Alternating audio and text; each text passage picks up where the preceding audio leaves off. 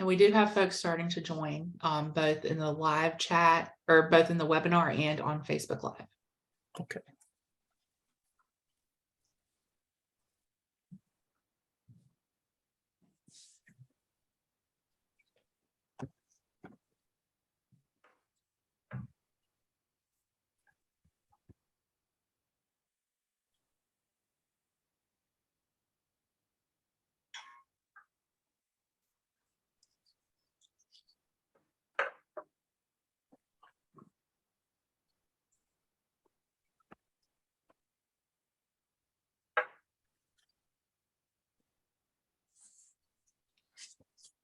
Good evening, everyone, and welcome to the For Our Future Candidates Forum Series. My name is Rodney Dawson, Curator of Education at the Greensboro History Museum, and I will be moderating tonight's forum. Over the next few evenings, we invite you to join us virtually as we hold forums to get to know candidates running for local, state, and federal offices representing Guilford County. We would like to thank all of you at home who are watching tonight's forum, all of the participating candidates, and all 17 business leadership organizations who partnered to bring this forum series to life. These partners are listed on the slideshows before and after the forums, and I'd also like to mention some here, as well as being mentioned on our Facebook page. We'd like to thank the YWCA of Greensboro, the Greensboro JCs, the Guilford Education Alliance, Action Greensboro, East Greensboro Now, the Greensboro Chamber of Commerce, and Synergy Young Professionals. Each forum in the For Our Future series will include questions from 4 focus areas. Those areas include health, education, economic recovery, and equity. All candidates will have their opportunity to introduce themselves and answer all 4 of the questions and provide closing remarks. Questions will not be taken from the public during tonight's event. I again repeat, questions will not be taken from the public during tonight's event. Tonight, we're delighted to present a forum for candidates running for seats on the Guilford County Board of Commissioners, and we would like to begin the forum by offering each candidate 30 seconds for opening remarks. I'd start off tonight with Representative at Large candidate Kay Cushion.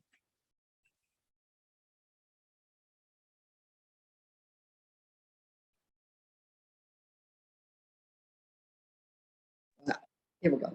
Good evening. I'm Kay Cashin, Commissioner at Large, longtime community volunteer, recently retired business owner and operator of 50 years and 18 years as a county commissioner. I've served in leadership roles locally, at the state and the national level. Chairing national and state committees has given me a broad view of ideas and services that have benefited Guilford County. And next, I'd like to offer 30 seconds for candidate Paul Manhart. Good evening. I'm Paul Meinhardt. I am the candidate for Guilford County Commissioners District 2, and I'm happy to be here with all of you tonight. Thank you for the kind invitation. Thank you, sir. Appreciate you being here with us. And also 30 seconds to introduce yourself to Mr. Derek Mobley. Thank you for having me tonight. Hey, everybody, I'm Derek Mobley. I'm your District 3 Democratic candidate for Guilford County Commissioner. I'm a lifelong resident of the Triad. I've been in Guilford County for over 12 years. I have a wife and 2 children that I'm looking forward to raising here, and about a dozen years of experience in finance and logistics. So I'm looking forward to sharing a little bit about my plans to work with the board tonight. Thank you. Thank you, Mr. Mobley. And now let's go to Mr. Pat Tillman. Please introduce yourself. Thank you, Rodney. Good evening, everyone. My name is Pat Tillman, current sitting District 3 School Board education member and candidate running for District 3 County Commissioner. I'm a father of 3, all educated in public schools and continue to be educated in our public school system. Former combat Marine. If you look at my background, my life has been focused on service and serving, and I think the people have trusted me and have reelected me already once in District 3, and I hope we can do that again. I think I've proven that I'm a problem solver.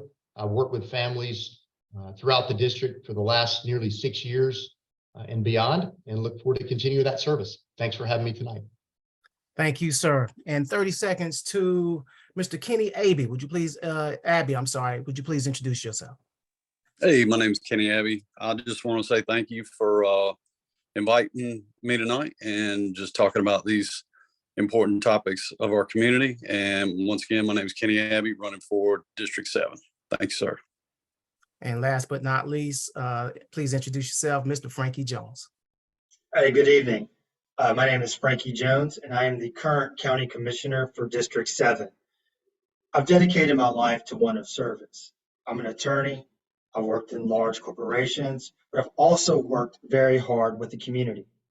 I'm a husband. My wife and I will be celebrating our 8th wedding anniversary here on Election Day. So hopefully the gift that I'm able to give her is 4 more years of serving the people of District 7.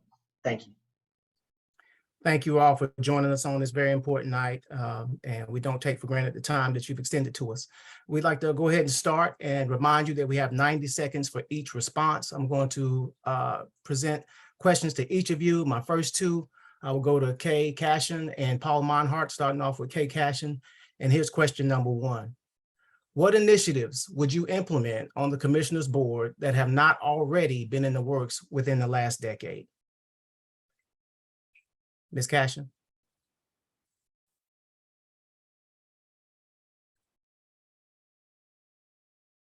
And if you need me to repeat, I don't mind. Now, I'm unmuted now, so please.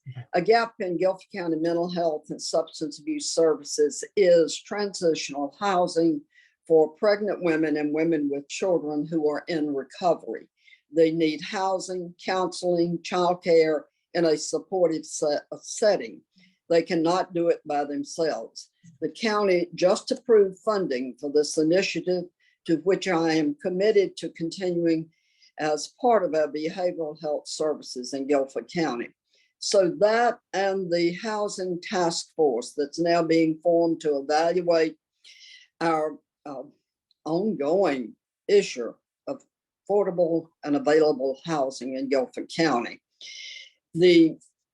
We have just allocated $8 million in ARPA funds toward this initiative, and it will involve representation from all areas, including our townships, as we take a one county approach to this issue. Thank you. And I'll repeat the question, and this is going again for reminders to Mr. Paul Monhart. But what initiatives would you implement on the Commissioners Board that have not already been in the works within the last decade? Mr. Monhart. Thank you. To answer that question directly, can everybody hear me all right? Good. Yes. Guilford County is poised for a lot of growth in the very near future. Transportation is an issue that we're going to have to deal with. We would be good to have a light rail built to connect the airport to Greensboro and to Greensboro to High Point and Jamestown, because public transit is not very well established right now in the county, and I think we can do that with the upcoming growth. We also need to establish environmental protection protocols to work with the projected growth that is coming to the county. We need to plan ahead to protect our water, to protect our soil, to protect our green spaces and trees. This is going to go hand in hand with the new building initiatives, schools, people's health, physical as well as mental. So that is one of the main things I want to look at, which is a big topic in itself. So thank you.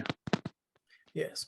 And Mr. Mobley, I'm going to tee you up next, but I'm going to repeat the question each time for each candidate in fairness to each one of you. But the question again, going to Mr. Mobley next, what initiatives would you implement on the Commissioners Board that have not already been in the works within the last 10 years, the last decade? Mr. Mobley. Sure. Thank you. So the 3 initiatives that come to mind, I think the first is to have at least a 10-year strategic plan for the county as a whole. When I looked at Guilford County's website, I saw, they have a strategic plan from around 2007. That seems a little bit dated to me. Greensboro has a plan for where they want to go. High Point does. Even Oak Ridge, which is in my district, has a plan. So I feel like we need to, that's a good place to start. I think secondly is a sort of a jobs program for teens that's coordinated countywide. I followed the Greensboro City Council elections, and that was an issue that came up. There were some concerns about people outside the city participating in it. And I think a way that we can sidestep that is to have the county lead. You know, we can work with the courts, the police department, businesses to line up jobs for teens. There are precedents for this, even in North Carolina. And then third and final is what's the third program?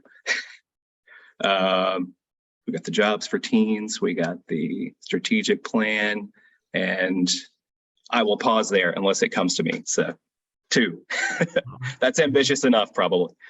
All right, thank you for that. Mr. Tillman, I'm coming to you next, but allow me to repeat and remind all the candidates we have 90 seconds for each response. But what initiatives would you implement on the Commissioners Board that have not already been in the works within the last decade? Sure. I think 2 things come to mind, and part of my platform and the work I've already been involved in as a Board of Education member, is the sole and singular laser focus on recruiting and attracting and retaining and being the most competitive county, not only in this area, not only in the state, but in the region. We've got to look at how we leverage our biggest strengths, our best assets, to beat and win against South Carolina, Virginia, Tennessee, and our neighboring states. I think day one, even before that, I'm already working on some things now. Whatever the outcome of the election is, I'm going to still be serving.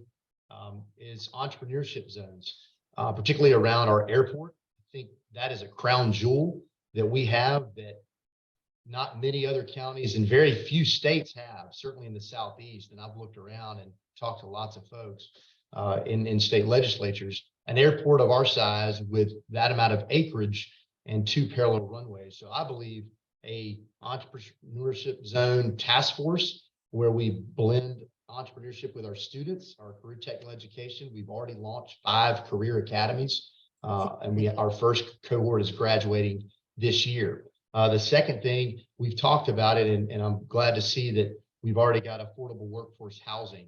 I think that is critical in our efforts to, again, attract and retain the best talent here in Guilford County. Thank you. Thank you, sir. And looks like we're doing pretty good on time, a little bit ahead of schedule. So maybe I should read slower. But I will go to Mr. Abbey next. I'm going to pose the same question to you that I've asked the other candidates. And at 90 seconds with your response, what initiatives would you implement on the Commissioners Board that we've not already seen or not been in the works in the past decade or so? I think we could all agree that over the last couple of years, substance is one of the top priorities we really need to address and do that well, especially with the opioid and fentanyl increase and mental health. But to be fair, I think we also need to talk about,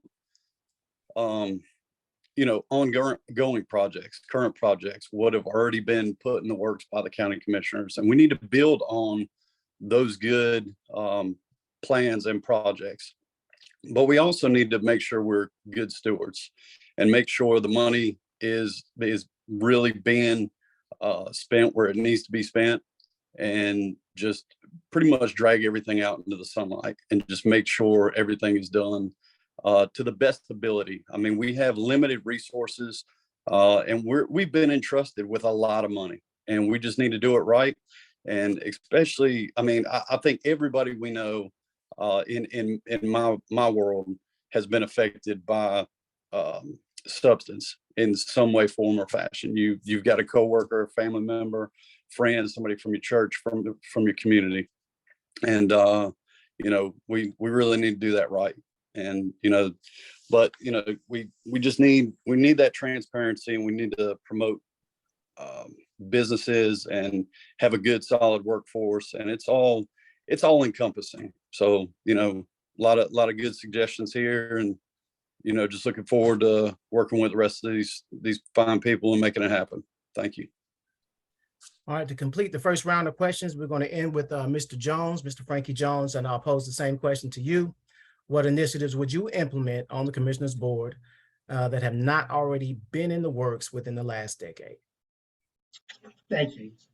And so my platform is based upon 4 primary pillars: health and human services, education, workforce and affordable housing, and economic development. And as we look at those 4 pillars, and to Mr. Abbey's point, where you can start is what we're already doing. And recently, what the current county commissioners have been doing is allocating ARPA funding for transformational projects that we have previously not been able to delve into in the way that the $104 million in ARPA funding allowed us to do. So with that funding, 2 of the areas that I want to highlight, in addition to what Commissioner Casson already highlighted with homelessness, one is what we did with infrastructure, and the second is what we did with transportation.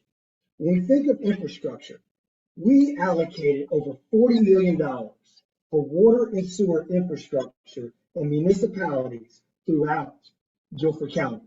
And what that water and sewer infrastructure will allow us to do is to advance economic development initiatives as well as address housing issues as well, specifically with allowing for greater density in certain communities as well as a greater diversity of housing options. The second thing, we use $1 million for a transportation task force that will delve into the real issues affecting transportation across our county. Thank you. Thank you all. That completes our first round of questions. And just to reiterate to the candidates and also inform the audience, we're going to have 3 questions and then a wild card question at the end.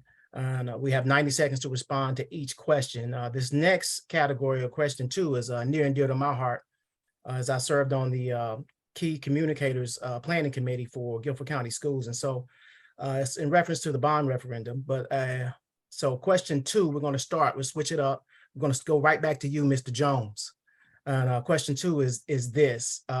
With a $1.7 billion school bond that was approved by just over 61% of the Guilford County voters during the 2022 primary election, how do you see, or how will this infrastructure of investments impact learning? So 2 ways in terms of how the school bond will impact learning. One with respect to the learning environment itself, the second with respect to safety.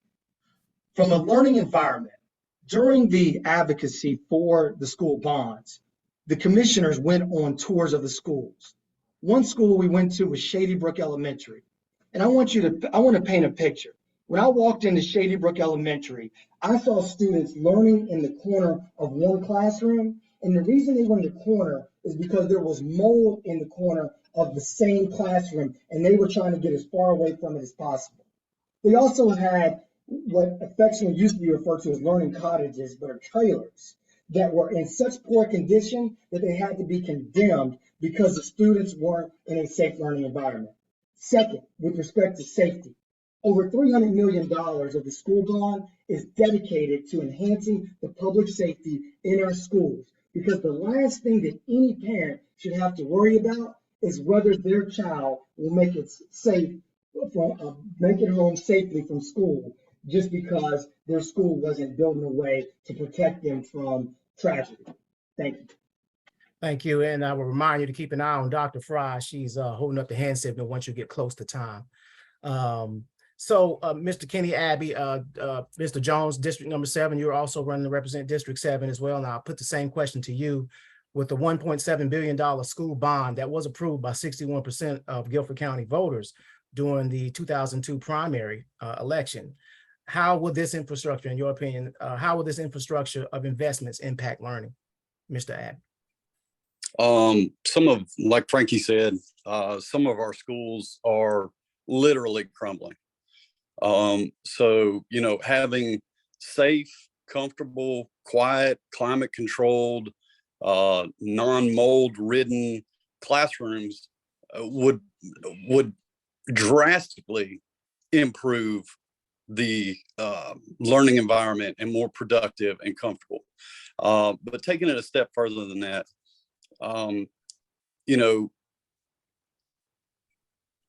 we need good, educated people in our workforce for businesses to thrive. If we don't have good kids, not good kids, well-educated kids that have a solid work environment, school environment, they're not going to stay around here. They're all of a sudden going to be, low performing. And then all of a sudden, if they're low performing, they're either, struggling with gainful employment or incarceration. If we don't invest in our kids now, we're going to invest in our kids later, and then at the cost of our kids. And that's not fair to them. So, really spending the right money on them. When I was involved in prison ministry before COVID shut everything down, there were so many inmates that were really concerned about reentry and just having no really idea about how to survive in the world. And that's scary. And, we missed the ball in childhood. If we miss the ball in the correctional facility, it's horrible. So we need to do a better job at all those things. Thank you, sir. All right, and keeping with question number 2, I'm gonna go over to District 3 now. And Mr. Tillman, here's the question. With the $1.7 billion school bond, which was approved by over 61% of the Guilford County voters during this year's primary election in 2022, how will this infrastructure of investments impact learning as you see it? Yeah, thank you for the question. And what we haven't heard this evening, and what's really critical, and fortunately, I've had a front row seat to all of this and fought for the bond, much to, in some cases, a lot of pushback from members of my own party. But I knew it was the right thing to do, and that's the difference.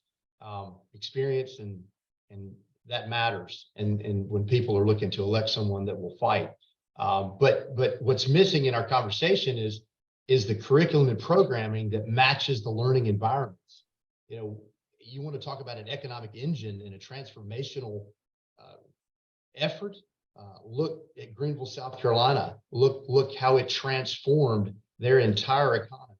Their entire everything changed when they made the decision to basically build 70+ properties, schools, in a matter of 5 years. We have that opportunity in an even greater degree. So what I'm talking about with learning, programming, curriculum, the spaces that match that, where it's almost thematic. Imagine you go to work, your building space typically is set up for what you do, whether that's robotics or animatronics or advanced manufacturing or health sciences. These are the classrooms and the buildings that we're talking about. Is there time left? You got 5 seconds. You go ahead. Okay, so quickly, 5 seconds. That's what we need to be talking about, and that's what we have is this great opportunity that I fought for and will continue to fight for. Thank you. You're all very passionate with your responses, and you, like myself, can get I can go on and on with something I'm passionate about, but I remind you to keep your eyes on that center square and Dr. Fry. She'll help keep us in line here. But let's staying in district number 3, Mr. Mobley, I want to pose the same question to you. With the $1.7 billion bond that was approved by 61% of Guilford County voters during the 2022 primary election, how will this infrastructure of investments impact learning? Mr. Mobley. Sure. So I think I've seen several sides of this, even in my own district. My son goes to one of the newest elementary schools that was built with the last round of bond funding. And, I can see the excitement of the teachers there. They have a great principal. People want to be in a new facility. So I think if we, can make this happen at all these different schools, it's going to raise, how people feel. It's going to raise the talent that we're able to bring in. Conversely, I've seen up at Northwest High School, the PTO raised about $150,000 to refurbish a lot of their trailers, which had been there for 30 years, way past their useful life, and they were able to do that. But again, the bond there is an equalizer because not every community can afford to raise $150,000 to do what we as a commission should have done, 10 or 15 years ago, right? There's an educator who's one of my neighbors who worked at Swan Middle, who left the profession because of the conditions that he was in. So short term, it's going to be an equalizer. Long term, I think we really need to look at building on the relationship we have with the current Board of Education, because we can't just swipe our credit card, every 20 years for $2 billion to fix these facilities. We need to make sure that we're maintaining them. I have heard reports, even with some of those newer schools that were built in 08, 09, they're having HVAC problems. They're having different, issues with leaking ceilings because they're not being maintained. So we've got to have a maintenance schedule if we want it to be long-term. Thank you.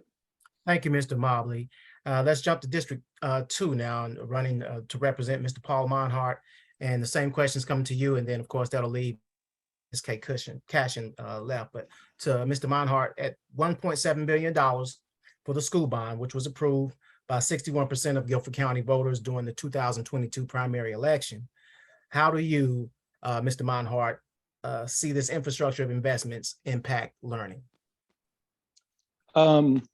Well, much like as everyone else has said, a lot of the schools that are currently in use, the older ones, are in dire shape. They're unhealthy, they're unsafe, and getting new schools put in will absolutely give a better morale for everyone.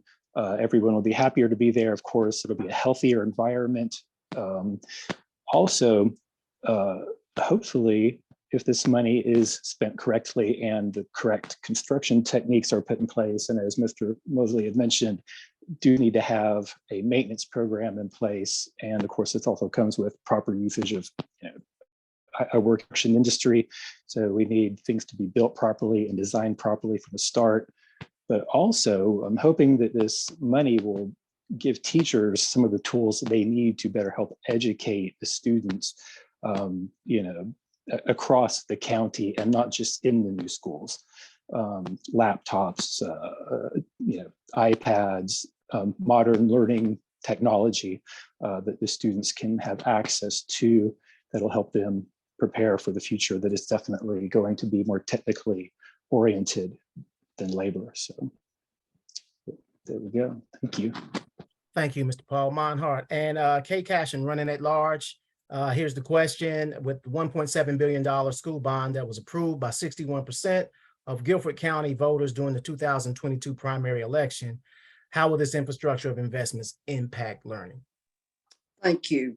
I think that it will provide a much better learning environment with more appropriate class size, efficient space planning. We don't need classes in the hallways or temporary areas. That's just not good for efficiency in any way. Needed equipment, whatever it is, whether it's for the students or whether it's for the faculty or the facilities. Safer and healthier from all aspects, such as updated emergency communication systems. The materials that are used in the construction will be safer than having them sit in classrooms with dust falling on them, plastic falling on them, breathing that.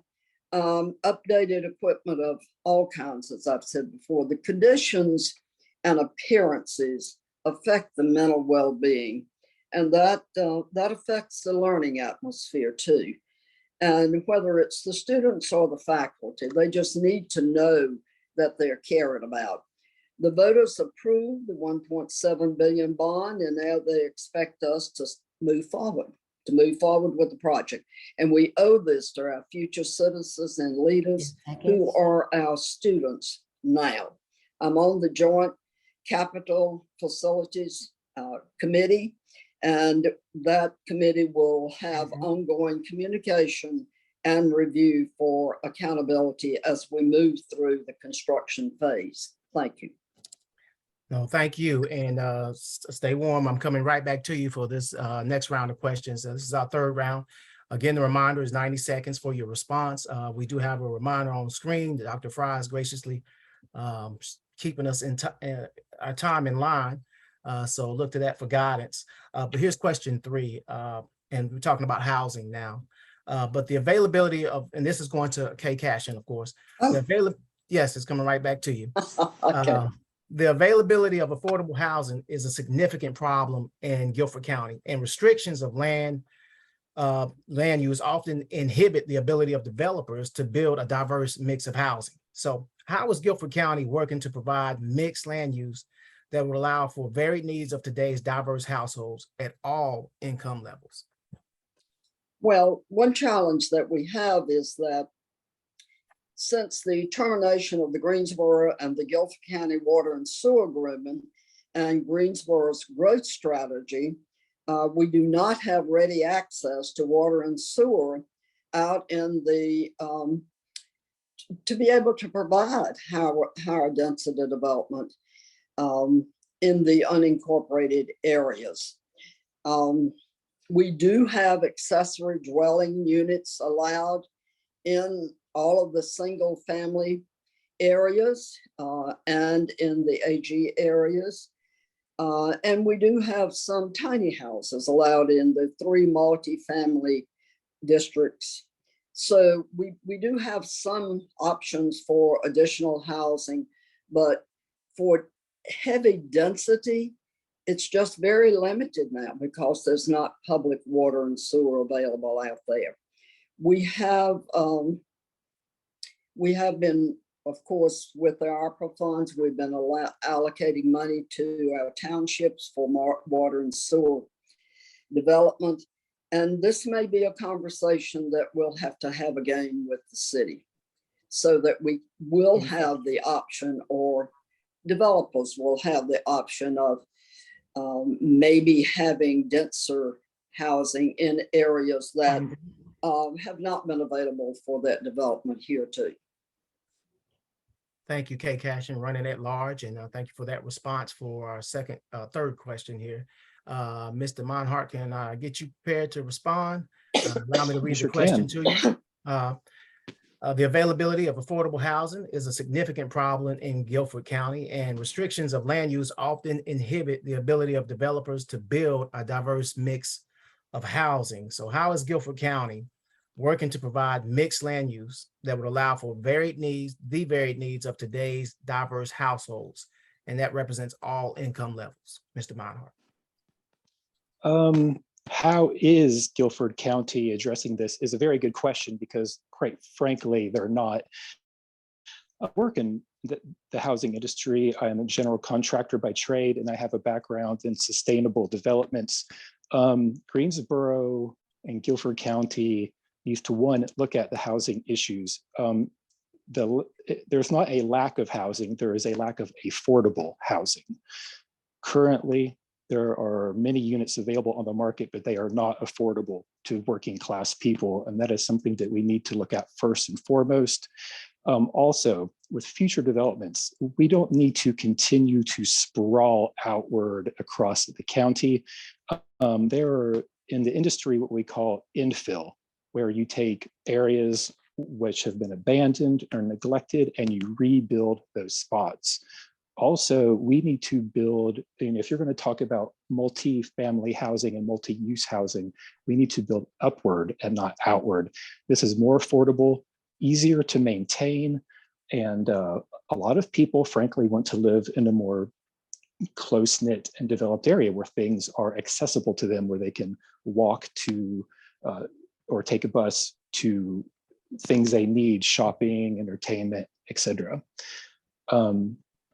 Oh, your hand go up? Okay, thank you. But yeah, it's a big subject. So just touched upon it. Thank you. You're right, and thank you for that response. And yeah, you could spend much more time answering that question, but I want to make room for Mr. Derek Mobley with District 3, and I'll send the same question to you. The availability of affordable housing is a significant problem in Guilford County, and the restrictions of land use often inhibit the ability of developers to build a diverse mix of housing. And how is Guilford County working to provide mixed land use that would allow the varied needs of today's diverse households, plus meet the all income levels?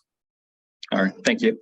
Yep. So I guess I'm an economist by training. So, when I think about affordable housing, you think there's a supply and there's a demand, right? So there's two ways you can get at it, right? Is if incomes are going up, the housing that is affordable, that sort of shifts there. And if you bring more housing online, that can help you tackle that same problem. So I try to look at it from both angles. To increase supply, one of the things they've been doing that I'm thankful for, I think will show good results, is several of our towns here in District 3, Stokesdale, Summerfield, and Oak Ridge, all asked for ARP funding related to water infrastructure. And it was all, all those requests were granted. So there will be more water infrastructure coming to the Northwest, which will allow, for greater to increase the housing supply. It is sort of a more affluent area, but it does get you at sort of that top end of the housing. And then secondary, I think just delivering on our basic services, and I'll come back to the school bond, because for example, where I live, again, where my son goes to school, it was a new school that was built in 2007.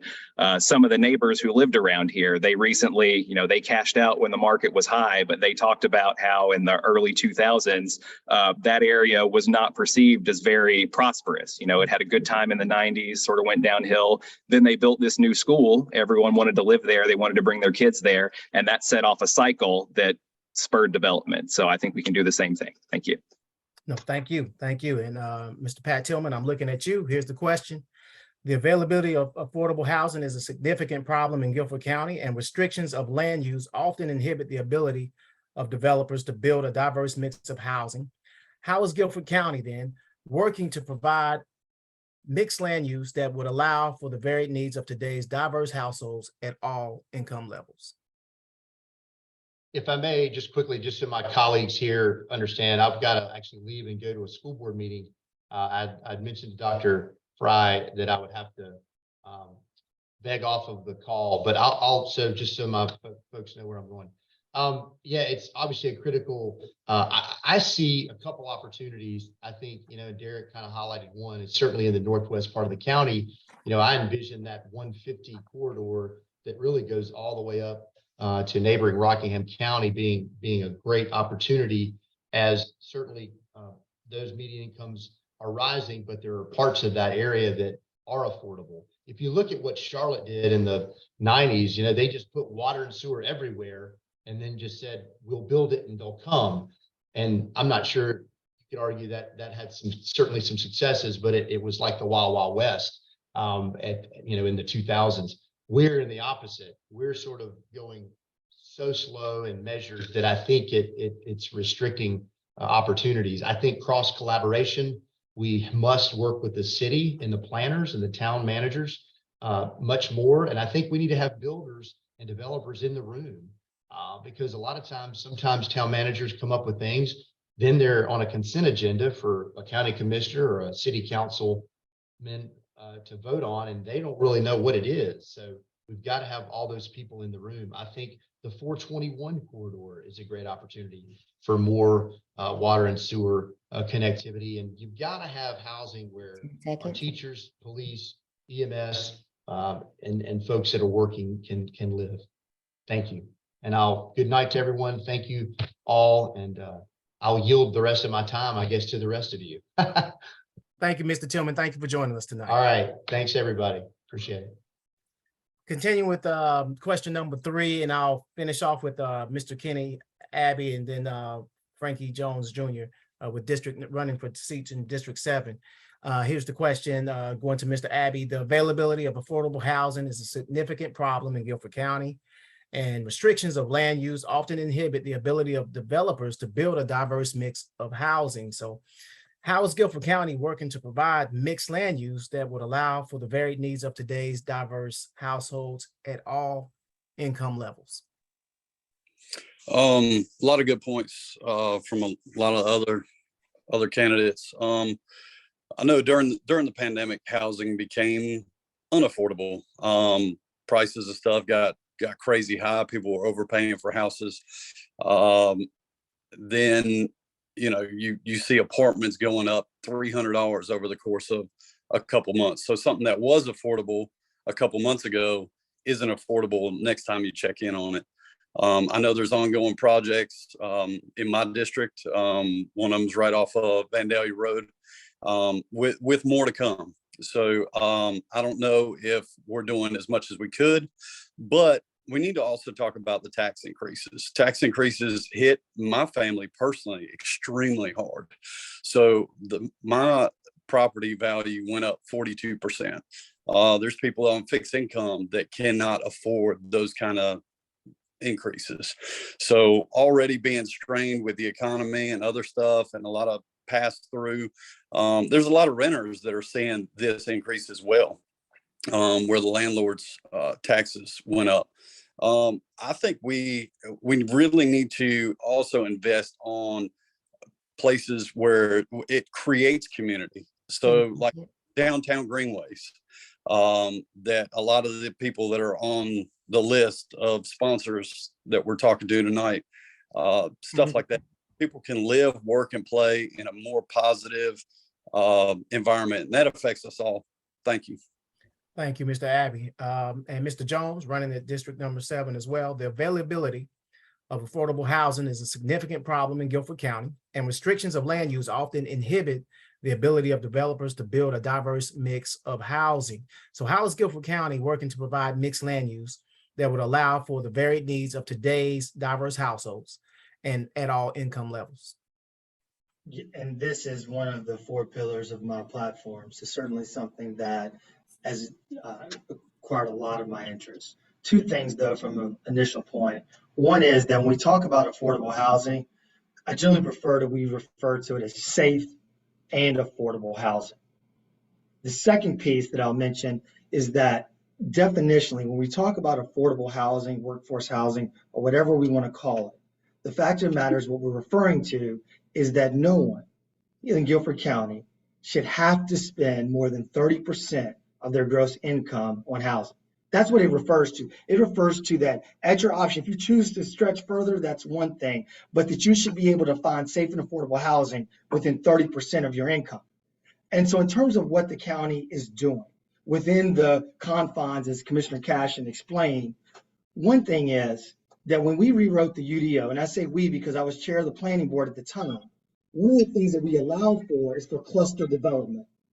And what cluster development did is it allowed for some optionality for larger green spaces and more denser development within the confines of whatever the water, sewer, well, and septic would actually allow for. So I think cluster development is one thing we've seen in the UDO for optionality.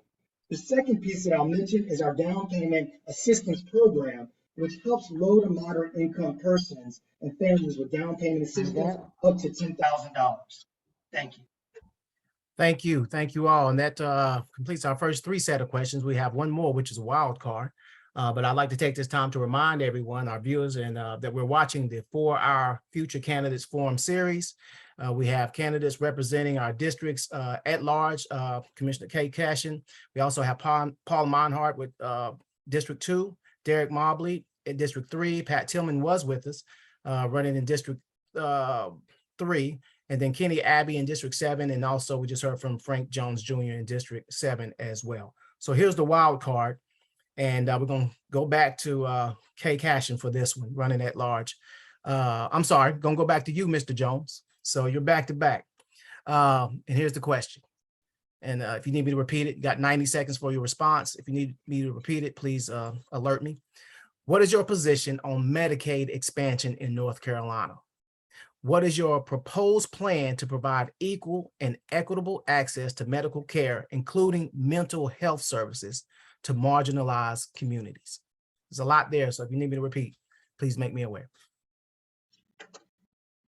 So in terms of Medicaid expansion, that is a decision that's going to have to be made at the General Assembly level, but I'm entirely in favor of Medicaid expansion. And I believe that regardless of what party people belong to, I think that the economics of it are very clear. And I'm hopeful that that is something that will be handled in the General Assembly as early as this fall. With respect to healthcare in general and healthcare disparities, it's a real issue. It's one that we've seen in areas such as cancer, infant mortality, and things like hypertension. In our community right now across Guilford County, 32% of our residents have hypertension.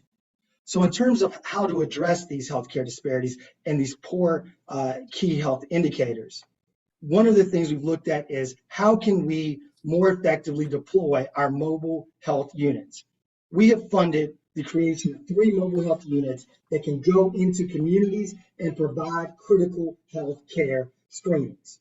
Additionally, we are currently looking at ways to supplement and fill in health deserts that exist particularly in eastern portion of the county, East Greensboro, and including High Point, where there are these lower income communities where there are, exactly as it sounds, health deserts where people do not have access. And so by supplementing and building up clinics, we can help address some of those health disparities. Thank you.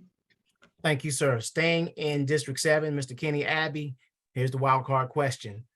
What is your position on Medicaid expansion in North Carolina? What is your proposed plan to provide equal and equitable access to medical care, including mental health services to marginalized communities? With that, medical care it's a touchy subject. With me, I'm actually a cancer survivor, kidney cancer survivor of 10 years. My insurance is not affordable. It's not doable for me and my family. So, you know, I've been in the shoes of people that need help. I'm there now. So, you know, but also it needs to be really done well. And the people that need it, need it. The people that don't need it or have other means or are able-bodied to go out and work and actually make a living for themselves, that's a totally different thing. But, you know, if people need it in a certain stage of their life or elderly or whatever else, it's something that needs to be in place. But the other day I was at another forum, and the churches have dropped the ball on a lot of this stuff. You know, if we had small communities where we had you know, primary care doctors, we had other people that wanted to help out the communities and really do their part. So thank you. Thank you, sir. Mr. Derek Mobley, I'll give the question to you over in District 3. What is your position on Medicaid expansion in North Carolina? What is your proposed plan to provide equal and equitable access to medical care, including mental health services to marginalized communities? Mr. Mobley. Thank you. Well, I believe has been mentioned earlier, so Medicaid expansion is really the decision of the General Assembly, but I am certainly in favor of it. I hope it happens soon. And, you know, it kind of makes me think again about the situation with our school bond. Is hopefully it will happen. When it does happen, it's a good thing, but you also have to be mindful of all of the people for, you know, at least a decade that could have been helped by this that weren't, and what the collateral is. And hopefully that will sit on people's conscience when they finally do it, and we make sure that it never happens again. In terms of, you know, what do we do here to ensure equal access? You know, we've just built a new behavioral health center. So I think there's a lot of opportunity to offer new programs there. I sit on the Transportation Advisory Board for Guilford County. There's been some talk around transportation here. So I think that's another way we can help is, you know, if we're making sure that these people who need access to these services are able to get to them, you know, because they may not necessarily have their own form of transportation. So that's my position on that. Thank you. Thank you, Mr. Mobley. We'll next go to Mr. Paul Meinhardt in District 2. Here's your wild card question that you've heard. I'll present it again. What is your position on Medicaid expansion in North Carolina? What is your proposed plan to provide equal and equitable access to medical care, including mental health services to marginalized communities? I fully support expanding Medicaid to all people. That's a go for sure. I want to commend current county commissioners. They have actually implemented some really good programs recently addressing mental, physical health in the county. It would be good to monitor these programs, and if they are successful, to look for continued funds to continue funding these programs, and of course, expand upon them if they are feasible and are serving the community. It's really just that simple without getting into a lot of broad detail. But we do also need to look at people's health, their overall physical health, having access to healthy foods, having access to recreational areas. And again, this circles all the way back to our environmental conditions where we have clean air, clean water, clean food, etc. So that's about it. Thank you. Thank you, Mr. Monhart. And we'll end the wild card question with Kay Cashin. I'll repeat the question for you. The question is this: you have 90 seconds to respond. What is your position on Medicaid expansion in North Carolina? What is your proposed plan to provide equal and equitable access to medical care, including mental health services, to marginalized communities?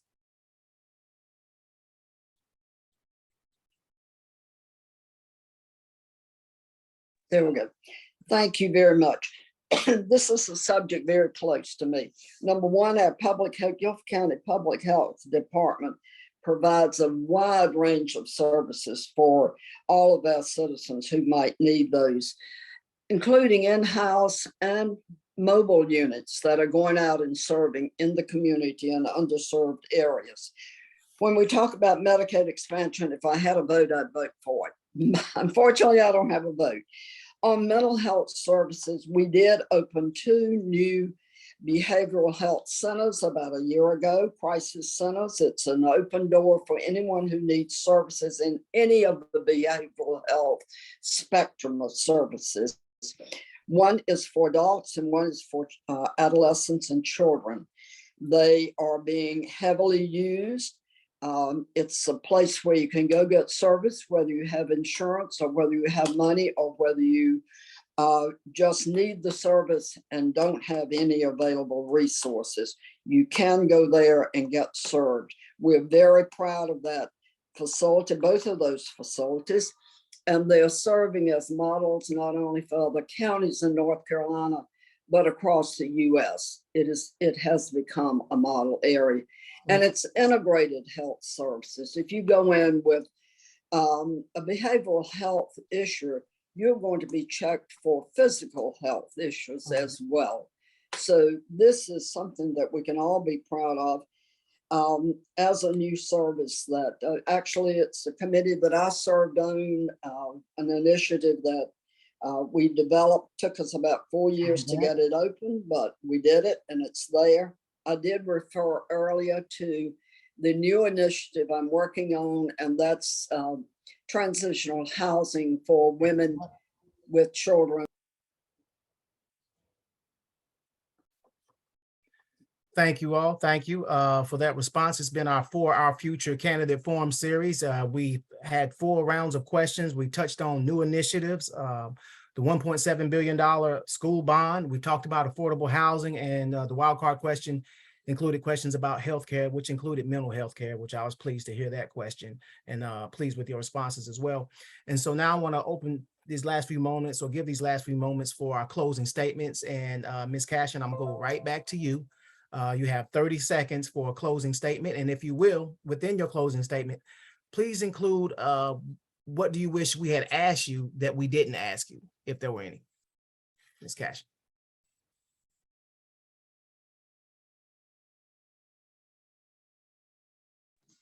Sorry. No problem. Thank you. And thank you for asking that. My platform pillars have always been, all the years that I have run for office and have served, 4: quality jobs, quality education, quality health care, and safe environment.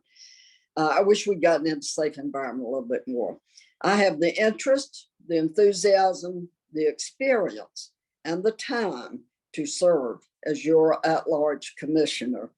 And it does need and take time to do this. I would be honored to have each and every one of you support me as I run for re-election for Guilford County at-large commissioner. There's more information at kcashin.com. Thank you very much. And I appreciate all of those sponsoring this opportunity for us this evening. Thank you very much for your time. Mr. Paul Monhart, 30 seconds. And if you can include in your closing statement, any question that you wish we had asked you that we did not. Yeah, I want to thank Mr. Dawson for moderating and Ms. Fry for moderating. And also thank you to the YWCA for the great work they've been doing to the community. So it's really needed and I'm sure very appreciated by a lot of people. So thank you all for that. I would have liked to have the opportunity to express sustainable development in the county more and environmental issues in general. So that's that. But thank you all so much for the time and putting this together. Wish you all the best. Same to you, same to you. Mr. Derek Mobley, 30 seconds for your closing statement. If there's a question that I neglected to ask you and you wish I had, please include that in your comments as we close. Sure, thank you. So again, Derek Mobley, I'm your Democratic candidate for County Commissioner in District 3 here in Guilford County. Circle back to the very beginning. One thing I missed for the new initiatives was a small business advisory commission. That's something that I've heard that Mecklenburg County has that's been well received that I think we could benefit from here. Maybe I wish you had asked me a question about first responders. I think we need to make sure they have competitive pay and benefits. They've put up with a lot, through the pandemic, and we need to make sure we're keeping and rewarding them. So thank you. Appreciate your vote. Thank you.